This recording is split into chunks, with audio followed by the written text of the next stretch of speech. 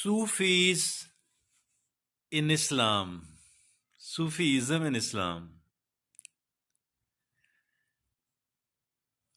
does it have any sort of base? But put it aside.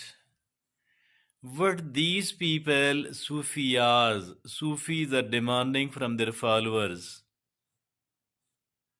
they say, I will say Arabic first and English then.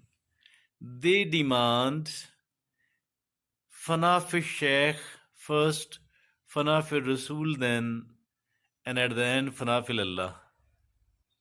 That is what they are seen demanding from their followers. They should be asked, from where did you get it? They will speak for 1 hour upon answering this question, but no reference from either from Quran or from Sunnah of the Prophet Muhammad, peace be upon him. So from where did they get it? A person trying to fulfill their needs and the needs of their family members, after doing all that which demand lots of dedication, if the rest of the time is being spent upon Fana fi Sheikh, what will be left then?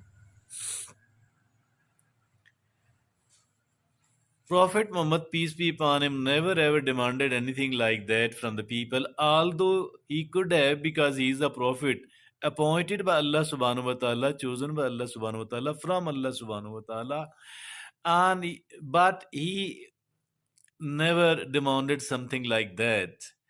Rather, Prophet Muhammad, peace be upon him, said, I am leaving behind 2 things, and if you catch them firmly, you will never go astray. And the 2 of these things are, it is the Quran of Allah subhanahu wa ta'ala and the Sunnah of his Prophet.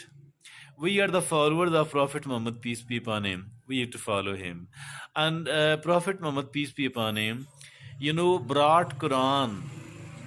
It was revealed, Quran was revealed upon him, and he transferred it and to the humanity. And now, what is the right way to say the 3 of these principles, that bandagi, slavery for Allah subhanahu wa ta'ala, and then the followership of Prophet Muhammad, peace be upon him. Then after that, we need to be kind-hearted. We need to be good to the